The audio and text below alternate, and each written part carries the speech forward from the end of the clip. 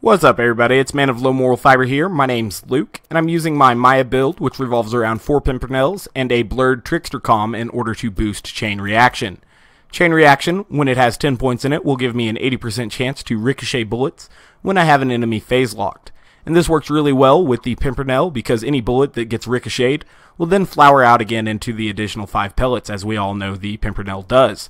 Here's what the rest of the build looks like. I got a few points in Reaper, another 5 in Wreck, Mind's Eye, and Accelerate in order to boost gun damage. For survivability, I have a few points in Ward and Sweet Release, and I guess Elated, but Elated doesn't do too much. That is Elated, right? Yep, Elated. I also have a point in Inertia to keep my shield up, even marginally, because so long as the antagonist has just a little bit of charge, it will be reflecting bullets. Also, I have 1 point in Kinetic Reflection that is boosted, an additional 4 points by the comm. I think we went over that. And yeah, so that's basically the build. We'll go ahead and get started here and see how it works. Hopefully, I'll be able to phase lock one of these enemies. We'll say this one because he has the shield. And then bounce some bullets off him and the other guys that are near him in order to kill multiple enemies during one phase lock cycle. I am using Suspension to further boost my phase lock duration so that I have quite a bit of time to reflect these bullets around. Usually there's another Nomad. Oh, he's a little bit late right now. I'd like these Nomads to get a little bit closer together so that we can phase lock them. Looks like they're cooperating. And then bounce bullets off one of them, hopefully injuring the other one as we do this. As you can see, we were able to kill both of them there. So that's working out pretty well, and that's about how it should go. There's going to be a few psychos that spawn in here. I guess they're called lunatics in Ultimate Vault Hunter. Wait for them to group up, and we'll shoot the one that is not phase locked. He did a little bit of damage to the one that was phase locked when we shot him there, and that's basically what we're looking for. There is one guy over here that's just kind of pulling our leg, hiding behind this little wall, so we'll go ahead and knock him out because screw him. Alright, now once phase lock is recovered, we will go over here and open up this gate. Or I guess there's a couple enemies that are going to spawn in over here real fast. Deal with them. So we drew enemies in close, and then we fired at them with the Pimpernel, getting the chain reaction to kill the other Marauder that was nearby and deal a little bit of damage to the, I guess the enemy that survived. The Nomad is what the word I was looking for was. Excellent, so now we're going to kill this Flaming Lunatic and this Frenzied Marauder as well. Obviously, we are going to have to go back and kill Assassin Watt. I'm not sure if that's required, but I definitely want to. When Assassin Watt spawns, he spawns with an Ultimate Badass Lunatic who we're going to phase lock, draw Assassin Watt in there, go ahead and deal a lot of damage to him. Almost killed him as we killed the Ultimate Badass there. Frenzied Marauders or not Frenzied Marauders, Lunatic Marauders really suck. Draw these guys in here like this. Wasn't able to deal too much damage to this one. That one's really pissing me off because he has the corrosive damage over time gun there, which could have killed us, but we were able to get past it. As you can see, we killed that Nomad as we had that Marauder phase locked. Can't believe I was stretching for that word Nomad a couple minutes ago, or a couple seconds ago. That was kind of stupid.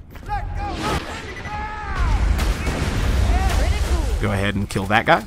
And then we'll go ahead and bring this dude to here down to One because no real need to waste a phase lock on that little psycho there. He's not going to kill us or even break our shield. Assassin One is going to have a load of these lunatic bombers that spawn in with him. Try to kill them with chain reaction so that they can't run out towards you. I think we were able to kill that psycho as well, or that little lunatic that was chasing us. Hopefully phase lock recovers before this guy gets to me. There we go. We'll go ahead and kill that guy there. Alright, now we'll be moving down to the next two assassins. Obviously, after we get past this little doorway that we're going to walk through up here and turn around these stairs, there will be 2 Marauders that sprint into this hallway. We'll see if we can't phase lock them kind of close together with Converge and then use chain reaction to take them out pretty efficiently. There's the first one. Usually the second one's nearby. There we go. Phase lock a shielded one and use that to kill the other one as well. Pretty simple. The Pimpernel's really effective at this because obviously anytime that it ricochets, even if it's a child pellet that ricochets, it will re-child out, and so that works out really well. I'm going to pick up the enemy with the gun here because he's less, or more dangerous rather, than the enemy without the gun. Have to watch out for the shock barrels a little bit, same as playing Melee Zero, because we are very capable of killing them using phase lock, or Converge will kill them very easily.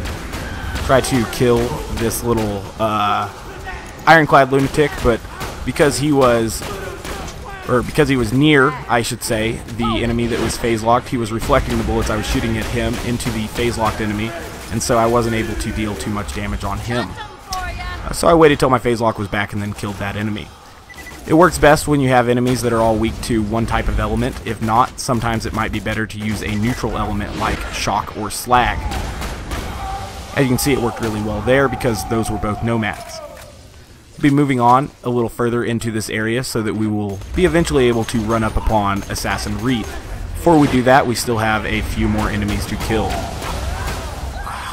Do not like lunatic bombers. Luckily, we were able to get away from that one in time.